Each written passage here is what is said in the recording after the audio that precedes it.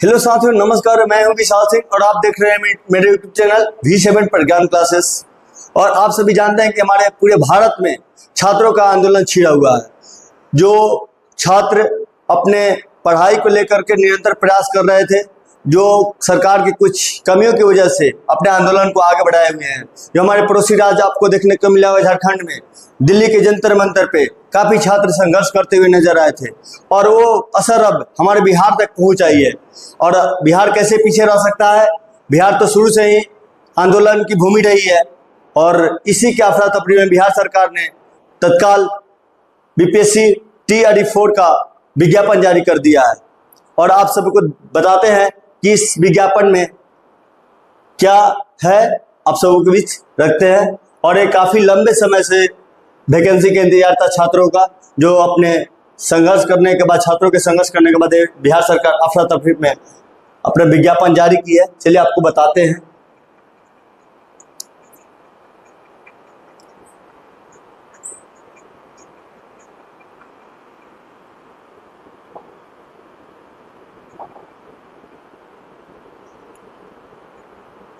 आप सभी देख सकते हैं विज्ञापन 14/2026 के तहत शिक्षा विभाग बिहार के अंतर्गत विद्यालय अध्यापक के कुल 32,388 रिक्त पदों पर नियुक्ति हेतु योग्य भारतीय उम्मीदवारों से ऑनलाइन आवेदन आमंत्रित किए गए हैं। आप सभी देख सकते हैं बिहार पब्लिक सर्विस कमीशन की ऑफिशियल ट्विटर अकाउंट से डाला गया है।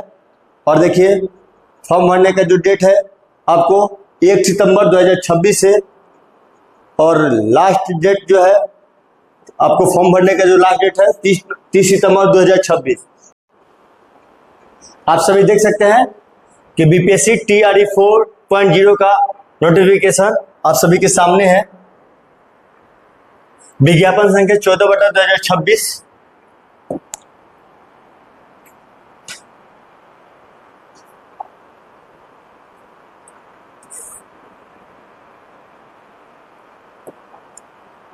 विज्ञापन संख्या 14/2026, जिसमें PRT के लिए यानी 1 to 5 के लिए कुल पदों की संख्या जो है 3847 पोस्ट है। 3847 पोस्ट। और समान वर्ग के लिए 1224 पोस्ट। और इसमें जो महिलाओं के लिए 50% क्षैतिज आरक्षण के तहत आरक्षित पदों की कोटिवार संख्या जो है इसमें निर्धारित की गई है। इसमें 1224 सामान्य पोस्ट है, जिसमें से 610 जो है महिलाओं के लिए है। EWS में 239 पोस्ट है, जिसे महिलाओं के लिए 117 रखा गया है। ऐसे ही सारे सेक्शंस में सीटों की संख्या बंटवारा की गई, आप सभी देख सकते हैं। अभी देखिए यहाँ पे नीचे में 6 to 8 के लिए कुल पदों की संख्या जो है 8,563 पद है। आप अपना कैटेगरी के अनुसार सीटों की संख्या नोटिफिकेशन खोलकर देख सकते हैं। चलिए आगे बात करें। वैसे ही देखिए 9 to 10 के लिए कुल पदों की संख्या जो है 3,877 पद दिया गया है। आप सभी अपना कैटेगरी अनुसार अपना देख सकते हैं कि सीट कितना है। हर सेक्शंस में अलग अलग सीट दिया हुआ है। महिलाओं के लिए नीचे वाला जो सेक्शंस है वो महिलाओं के लिए सीट आरक्षित है, और ऊपर वाला जो है समान वर्ग यानी पुरुषों के लिए है। आप सभी अच्छे से नोटिफिकेशन को पढ़ करके फॉर्म को फिलअप करेंगे। देखिए 11 to 12 के लिए कुल पदों की संख्या जो है 16,101 पद है टोटल। इसमें अलग अलग पाठ है: जंतु विज्ञान, वनस्पति विज्ञान, रसायन शास्त्र, गणित, भौतिक शास्त्र, अर्थशास्त्र, भूगोल, इतिहास, गृह विज्ञान, संगीत, दर्शन शास्त्र। यानी हर सब्जेक्ट के लिए अलग अलग अपने कैटेगरी के अनुसार चूज कर लेंगे नोटिफिकेशन अच्छे से पढ़ करके। चलिए मुख्य मुद्दे पे बात करते हैं। और वेतन की बात करें तो मूल वेतन 32,000 प्रति माह एवं अन्य देय भत्ते हैं, जो बिहार सरकार, राज्य सरकार द्वारा निर्धारित किया गया है। हाँ, खासकर एक बात और आप लोग अच्छे से समझ लीजिएगा, इस विषय पर विशेषकर ध्यान देने वाली बात है। विद्यालय अध्यापक के पद पर नियुक्ति हेतु अनिवार्य अर्हता निम्नवत होगी। भारत का नागरिक होना जरूरी है। उसके बाद NCERT के द्वारा आपका शिक्षा ग्रहण होना जरूरी है। उसके बाद राज्य सरकार अथवा केंद्र सरकार द्वारा समय समय पर आयोजित शिक्षक पात्रता परीक्षा में उत्तीर्ण हो, या प्राथमिक विद्यालय अध्यापक वर्ग 1 से 5 के लिए सीटेट पेपर 1 या बीटेट पेपर 1 भी क्लियर होना जरूरी है। यानी आपका सीटेट 1 अथवा बीटेट पेपर 1 क्लियर होना जरूरी है। उसके बाद मध्य विद्यालय के लिए 6 to 8 की बात करें, अध्यापकों के लिए सीटेट पेपर 2 और या बीटेट पेपर 2 अनिवार्य है। और माध्यमिक विद्यालय यानी वर्ग 9 से 10 कक्षा के लिए विशेष अध्यापक के लिए 9 से 10 यानी स्टेट पेपर 1 क्लियर होना अति आवश्यक है, जरूरी है आप लोगों को। और बात करें उच्च माध्यमिक विद्यालय अध्यापक वर्ग 11 से लेकर 12 तक के लिए जो स्टेट पेपर 2 में उत्तीर्ण होंगे वही फॉर्म फिलअप कर सकते हैं, अन्यथा वो फॉर्म भरने से वंचित हो जाएंगे। चलिए कुछ शर्तें जो है रखा है बिहार सरकार ने, जैसे कि बात करें कि सीटेट अपेयरिंग यानी अपेयरिंग का वैसा मौका ही नहीं दिया कि सीटेट अपेयरिंग अभी आप सीटेट का एग्जाम देने वाले हो। और हमको जहाँ तक पता है कि 6 सितंबर से एग्जाम होने वाला है और उसको फिलहाल रिजल्ट घोषित करने से पहले आपके पास डिग्री होना आवश्यक है। तो ये किसी भी एंगल से दिख नहीं रहा है कि आपका रिजल्ट आपके पास होगा, जो सरकार की मंशा है कि आप सरकार आपको बेवकूफ़ बना रहे हो, चाहे जो भी कर रही हो। मेरे को यह अंदाजे में समझ से बाहर है। आप अपनी राय कमेंट बॉक्स में जरूर बताएंगे। और बात करें स्टेट की, तो बिहार सरकार ने बीपीएससी टीआरई 4 में साफ तौर पर ये बोला है, क्योंकि ये वैकेंसी 2 साल से लंबित रही है, ये वैकेंसी 2 साल से लंबित पड़ी हुई है, जिससे बीपीएससी टीआरई 4 आने में लगभग 2 एग्जाम स्टेट का हो चुका है। जो 2025 के कैंडिडेट हैं वो अभी बैठे हुए थे इसी इंतजार में, और हाल ही फिलहाल में 2026 में जो स्टेट की परीक्षा होने वाली है स्टेट की, तो सरकार ने घोषणा कर दिया है कि ये भी अभ्यर्थी जो है फॉर्म भरेंगे और एग्जाम भी देंगे, सब कुछ करेंगे, लेकिन इनको पास होना है कब? प्रीलिम्स एग्जाम होने से पहले, यानी मुख्य प्रारंभिक मतलब पीटी का जो एग्जाम है उससे रिजल्ट के पहले इनको पास होना अनिवार्य है। आप सभी देख सकते हैं इसमें घोषणा किया हुआ है। यानी आप स्टेट अगर फॉर्म फिलअप कर रहे हैं अभी और फिर भी आप फॉर्म को बीपीएससी टीआरई 4 को अप्लाई कर सकते हैं, लेकिन शर्त यह है कि पीटी का रिजल्ट आने से पहले आपके पास डिग्री होना जरूरी है, अन्यथा आपके एडमिट कार्ड नहीं जारी किए जाएंगे। आप सभी यहाँ देख सकते हैं शिक्षा विभाग के विज्ञापन यहाँ भी लिखा हुआ है कि आलोक में स्पष्ट किया जाता है कि न्यूनतम 60% अंक, पिछड़ा वर्ग अत्यंत पिछड़ा वर्ग सामान्य कोटि की महिला उम्मीदवारों को 55% अंक एवं अनुसूचित जाति अनुसूचित जनजाति तथा निःशक्त कोटि के उम्मीदवारों को न्यूनतम 50% अंक के आधार पर उत्तीर्ण माना जाएगा। और स्टेट पेपर 1 और स्टेट पेपर 2 अतः अभ्यर्थियों को बिहार विद्यालय परीक्षा समिति द्वारा तत्समय में आहूत माध्यमिक शिक्षक पात्रता परीक्षा में निर्धारित उत्तीर्णांक मान्य होगा। मतलब आपको पीटी का रिजल्ट आने से पहले आपके हाथों में स्टेट का रिजल्ट होना अति आवश्यक है, तभी आपका एडमिट कार्ड जारी किया जाएगा। ये सीधा बात इसमें लिखा गया है, आप सभी देख सकते हैं। और बात करें, चलिए मुख्य मुद्दे पे बात करते हैं।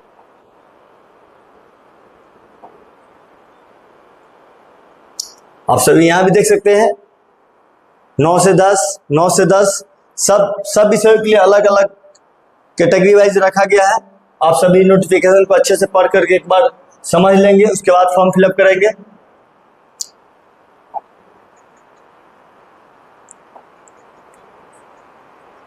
हाँ, आयु सीमा की बात करें, आपकी एज की बात करें तो मिनिमम 18 वर्ष रखा गया है, और जो उम्र की समय की गणना जो किया गया है 1 अगस्त 2026 से आपका एज का काउंट किया जाएगा। और आपको बता दें कि आप सभी नोटिफिकेशन को एक बार जरूर अच्छे से पढ़ लीजिएगा अपने अंदाज से, और अपना कैटेगरी के अनुसार सब्जेक्ट को चयन करेंगे कि किस आपकी कैटेगरी क्या है, उसमें वैकेंसी कितना है, ये सब अच्छे से ध्यान एक बार जरूर दीजिएगा। और बात करें चयन प्रक्रिया, यही मुख्य बिंदु है, यहीं पे सारा खेल हुआ है, यहीं पे सारा खेल हुआ है, खेल यहीं पे हुआ है। आप सभी देख सकते हैं कि जो पहले बीपीएससी एग्जाम लेती थी टीचर के लिए, जो एक ही पीटी एग्जाम होता था उसी से सिलेक्शन हो जाता था, एक ही एग्जाम, लेकिन अब क्या कर दिया है कि प्रारंभिक परीक्षा यानी आपको पीटी का भी एग्जाम देना है और मेंस का भी एग्जाम देना होगा। और इसमें टोटल कितने प्रश्न होंगे? 150 प्रश्न। कितने प्रश्न? 150 प्रश्न। और आप सबों को 150 जो भी प्रश्न होंगे वो सब क्या होंगे? ऑब्जेक्टिव होंगे। क्या होंगे? ऑब्जेक्टिव। सारे ऑब्जेक्टिव क्वेश्चन होंगे। देखिए, प्रारंभिक परीक्षा में मुख्य परीक्षा के आधार पर चयन किया जाएगा। प्रारंभिक परीक्षा में सफल उम्मीदवारों से मुख्य परीक्षा के लिए अलग से आवेदन आमंत्रित किए जाएंगे। प्रारंभिक एवं मुख्य परीक्षा में आवेदन दी गई सूचनाओं में विभिन्नता होने की स्थिति में आवेदक को, यानी आपको पीटी का एग्जाम होगा, उसके बाद फिर से रिजल्ट घोषित किया जाएगा, फिर से फॉर्म फिलअप करवाया जाएगा, फिर से एडमिट कार्ड जारी किया जाएगा। यानी ये चीज हमको तो जहां तक लग रहा है सही नहीं है। इसीलिए आप अपना राय जो है कमेंट बॉक्स में जरूर बताएं। और बात रही 2 एग्जाम जो पीटी और मेंस की बात कर रही है सरकार, हमको अच्छा नहीं लग रहा है, जहां तक सही नहीं है। तो पहले से जो एग्जाम चलते आ रहे हैं कि पीटी के एग्जाम लो, एक ही एग्जाम लो, अच्छे से पेपर कराओ और फाइनल सिलेक्शन दो। और बात करें प्रारंभिक परीक्षा, यानी प्रारंभिक परीक्षा समान अध्ययन विषय की होगी, जिसके सभी प्रश्न वस्तुनिष्ठ प्रकृति के होंगे। यानी सारा प्रश्न होगा आपका ऑब्जेक्टिव होगा। परीक्षा की अवधि 2 घंटे की समय रखी गई है, जिसमें कुल प्रश्न 150 होंगे और प्रत्येक प्रश्न के लिए आपको 1 अंक दिया जाएगा। यानी 150 प्रश्न और 150 अंक निर्धारित किया गया है। आपको ये भी बता दें कि इसमें एक और खासकर एक चीज देखने वाली बात है कि प्रारंभिक परीक्षा में गलत उत्तर के लिए नकारात्मक यानी नेगेटिव मार्किंग का भी किया गया है प्रयोग। यानी प्रत्येक गलत उत्तर के लिए आपको 1/3 मार्क्स काट लिए जाएंगे, यानी 1/1/3 का नेगेटिव मार्किंग है आपका। और आपको ये भी चुनौती दिया गया है कि पहले 4 ऑप्शन होते थे, यानी 4 ऑप्शन होते थे A B C D, लेकिन अभी के जो बीपीएससी नए नियम के साथ लेकर आई है, जिसमें 5 ऑप्शन देगा आपको, A B C D E। यानी आपको किसी भी कीमत पे ऑप्शन को क्वेश्चन को बनाना ही पड़ेगा। अगर आपको नहीं आता है, अगर आपको कुछ भी नहीं आ रहा है समझ में, तो आपको ई को फिलअप करना है। ऐसा नहीं कि क्वेश्चन को छोड़ दिए चले हैं। अगर आप क्वेश्चन को छोड़ देते हैं बिना गोला किए हुए, तो आपका वहां पे मार्क्स कट जाएंगे। वो भी कितना? 1/3 मार्क्स कटा जाएगा। 1/3 मार्क्स नेगेटिव मार्किंग कर दिया जाएगा। आप सभी इस सब पे विशेषकर ध्यान दीजिएगा। और बात करें इधर आगे की, तो देखिए, चलिए मुख्य परीक्षा की बात करें, यानी तो उसमें जो है 150 क्वेश्चन, प्रश्नों की संख्या कितना होगी? 150 प्रश्नों की संख्या 150। जो भाग 1 है, इस भाग 1 में आपको भाषा यानी अंग्रेजी, हिंदी, बांग्ला भाषा, व्यवहारिक ज्ञान, इस भाषा के अंतर्गत कम से कम 30% अंक लाना अनिवार्य है। यानी भाग 1 यानी लैंग्वेज पेपर। कौन सा पेपर? Language paper. और भाग 2 में आपका पूरा जीएस है। पूरा क्या है? जीएस। यानी आपको पहला यानी भाग 1 को आपको कैसे भी करके 30% से अंक से ज्यादा लाना होगा, नहीं तो आप डिस्क्वालीफाई हो जाएंगे। वहीं पे आप देख सकते हैं। अच्छे से एक बार नोटिफिकेशन को बार हम एक ही बात बोलेंगे कि आप नोटिफिकेशन को अच्छे से पढ़ें, उसके बाद ही फॉर्म को फिलअप करें। क्योंकि पीआरटी के लिए जो था, इसमें भाग 1 और भाग 2, भाग 1 जो है हम लोग का लैंग्वेज पेपर है, और भाग 2 जो है उसमें आपके लिए यानी कहे तो रीजनिंग और जीएस और जीके जीएस का क्वेश्चन बहुत ज्यादा, यानी बात करें तो जीके जीएस का ज्यादा पोर्शन आपको हावी नजर आते हुए दिख रहा है यहाँ पे। और बात कर रहे हैं 6 to 8 के लिए, यहाँ भी देखिए क्वेश्चन जो है 150 क्वेश्चन है। भाग 1 यानी लैंग्वेज पेपर से 30 क्वेश्चन है, भाग 2 यानी जीके जीएस से 40 क्वेश्चन, और तीसरा जो है सेक्शन इस सब्जेक्ट का है, जो आपका सब्जेक्ट है उस सेक्शन से 80 क्वेश्चन पूछे जाएंगे।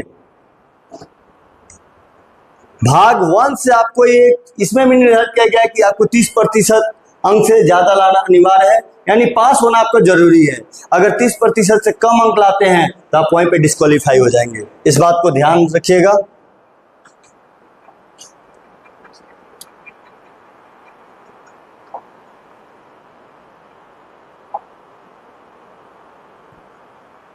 हाँ, बात करें 9 to 10 की। देखिए 9 to 10 की, इसमें भी देखिए 150 प्रश्न है, 150, और टाइम जो है 2.5 घंटा। इसमें भी 3 पेपर, भाग 1, भाग 2, भाग 3। भाग 1 जो है लैंग्वेज पेपर, भाग 2 आपका जीके जीएस, थर्ड जो है आपका सब्जेक्ट, आपको जिस सब्जेक्ट से जाइएगा उस सब्जेक्ट से क्वेश्चन रहेगा। आप अपना एक बार जरूर अच्छे से नोटिफिकेशन, बार बार यही कहेंगे कि एक बार नोटिफिकेशन को अच्छे तरीके से पढ़ लीजिएगा।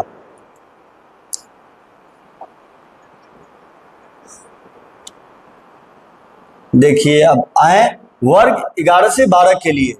इसमें भी इसकी भी एग्जाम का जो है पैटर्न है थर्ड, यानी भाग 1, भाग 2, भाग 3।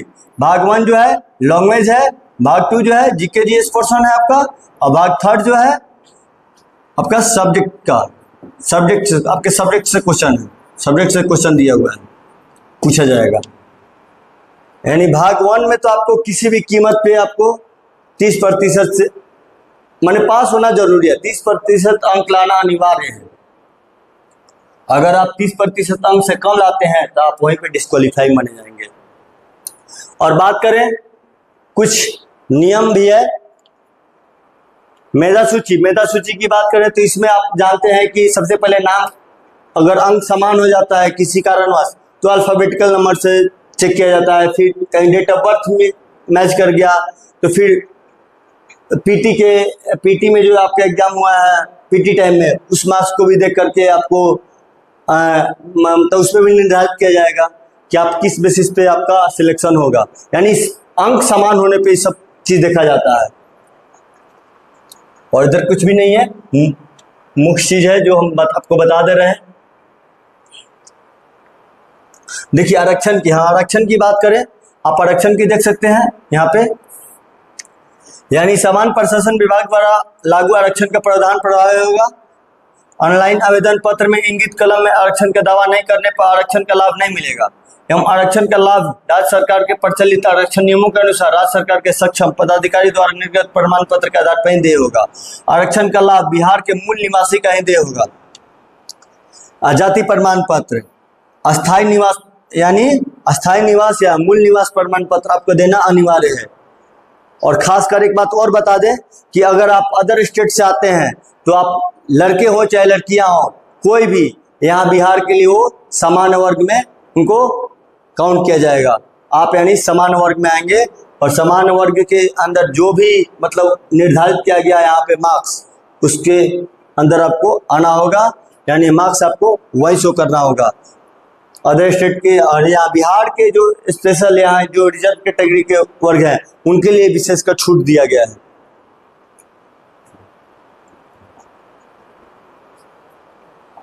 बात करते हैं मुख्य बिंदु पे, तो आप सभी देख सकते हैं बीपीएससी टीआरई 4 में वर्ग 1 से 5 तक के पोस्टों की संख्या जो 3847 पोस्ट है, वर्ग 6 से 8 में 8563 पोस्ट है, वर्ग 9 से 10 में 3877 पोस्ट है, और वर्ग 11 से 12 में 16101 पोस्ट है। और इसका फॉर्म फिलिंग का डेट जो है, नोटिफिकेशन तो आ गया है लेकिन फॉर्म भरने का तिथि रखा गया है जो 1 सितंबर 2026 से, और लास्ट डेट है 30 सितंबर 2026 तक रखा गया है। आप सभी अच्छे से नोटिफिकेशन को पढ़ लीजिएगा जरूर। और बात करें सीटेट पेयरिंग, ये क्या सीटेट पेयरिंग वाले फॉर्म भर सकते हैं कि नहीं, तो आपको पता है कि सितंबर में एग्जाम होने वाला है, लेकिन बीपीएससी टीआरई 4 के जो नोटिफिकेशन इसमें साफ तौर पे लिखा हुआ है कि आपको पीटी के रिजल्ट से पहले आपके पास डिग्री होना जरूरी है, जो मुझे संभव नहीं दिख रहा है। यानी आपका ये सीटेट पेयरिंग काम यहाँ नहीं करेगा। स्टेट की बात करें, सरकार ने कुछ दिन पहले एक घोषणा कर दिया था कि हाँ स्टेट जो भी फॉर्म भरने पेयरिंग में है उनको मौका दिया जाएगा, लेकिन शर्त ये भी रख दिया है कि अगर आप बीपीएससी टीआरई 4 का जो फॉर्म फिलअप कर रहे हैं तो इसका जो पीटी का एग्जाम का जो रिजल्ट होगा, अगर स्टेट का भी एग्जाम फॉर्म फिलअप कर रहे हैं तो दोनों इसका स्टेट का रिजल्ट आपके पीटी के रिजल्ट से पहले, मतलब उसके पहले आपके पास सर्टिफिकेट होना जरूरी है, यानी रिजल्ट आपके पास होना जरूरी है। तो आप सभी इस चीज को देख लीजिएगा अच्छे से, और यदि आप पास नहीं हुए तो आपका एडमिट कार्ड जारी नहीं किया जाएगा, ये भी दिमाग में रखिएगा। डीएलएड पेयरिंग ये तो बिल्कुल नहीं चलेगा, और डिग्री कंप्लीट, यानी डिग्री कंप्लीट होना जरूरी है। बशर्ते बस स्टेट के लिए थोड़ा सा राहत दिया गया है कि हाँ आप स्टेट का फॉर्म भर रहे हैं, भरिए, आप बीपीएससी टीआरई 4 का भी फॉर्म फिलअप कर सकते हैं, लेकिन शर्त यह है कि पीटी के रिजल्ट से पहले आपके पास रिजल्ट होना जरूरी है, ये ध्यान में रखिएगा। और एलिजिबिलिटी की बात करें सीधे तौर पे तो 12th पास 50% के साथ डिप्लोमा इन टीचिंग यानी डीएलएड, कोई भी टीचिंग का जो सर्टिफिकेट है डीएलएड का, डीएलएड या डीएड या बीटीसी ईटीसी, यानी प्लस सीटेट का पेपर फर्स्ट होना अनिवार्य होना चाहिए, जरूरी है।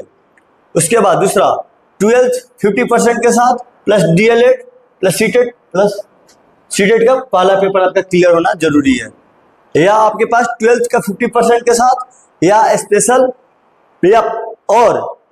DElEd plus CTET first paper आपका कंप्लीट होना जरूरी है।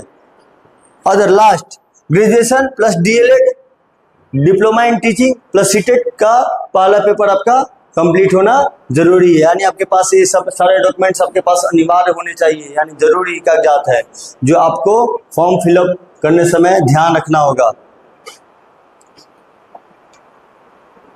अब बात करें सीटेट मार्क्स की। देखिए बिहार के स्टूडेंट्स के लिए जनरल के लिए 90 मार्क्स, जनरल के जो भी स्टूडेंट्स हैं यानी बॉयज, लड़कों के लिए बात करें तो लड़कों के लिए सीटेट के पेपर में उनको 90 मार्क्स चाहिए, और रिजर्व कैटेगरी यानी जो रिजर्व से यानी ओबीसी एसटी ओबीसी मतलब जो भी कैटेगरी वाइज से आते हैं रिजर्व कैटेगरी से, उनके लिए 82 मार्क्स रखा गया है। और बिहार की किसी भी महिलाओं के लिए या समान जाति से आए चाहे रिजर्व कैटेगरी से आए, उन लोगों के लिए भी 82 मार्क्स का प्रावधान किया गया है, लेकिन एससी एसटी के लिए 75 मार्क्स, इस पे विशेषकर ध्यान दीजिएगा। और अदर स्टेट से कोई भी कैंडिडेट आते हैं, अदर स्टेट से कोई भी कैंडिडेट अगर फॉर्म फिलअप करते हैं तो उनके लिए मेल हो या फीमेल हो, उनको जनरल में ही काउंट किया जाएगा। इसमें काउंट किया जाएगा, जनरल में ही काउंट किया जाएगा, और उनको 90 मार्क्स होना अनिवार्य है, नहीं तो आप डिस्क्वालीफाई हैं। यहीं पे आप अच्छे से एक बार देख लीजिएगा। और बात करें तो अब आपके पास समय बहुत कम बचा है, जो आप 2 साल से लंबे इंतजार के बाद आपको एक बार बिहार सरकार फिर से मौका दिया है बीपीएससी टीआरई 4 के लिए, तो एक बार अपने जोश और जुनून के साथ एक बार और लग जाइए, क्योंकि सरकार ने सीट को बढ़ाया नहीं है। सीट जो निर्धारित किया, बताया कि बीपीएस स्टेट का जो फॉर्म भरा जाएगा, जो बच्चे अभी फॉर्म भरेंगे वो भी शामिल होंगे, तो उस अंदाज से कुछ सीट को और बढ़ाना चाहिए। लेकिन आप अपनी कमेंट में जरूर बताएंगे कि सरकार ऐसे क्यों की, अच्छा आपके मन में क्या चल रहा है, आप अपनी राय कमेंट बॉक्स में जोड़ देंगे। चलिए धन्यवाद, और आप अपनी तैयारी में लग जाएं। Thank you so much.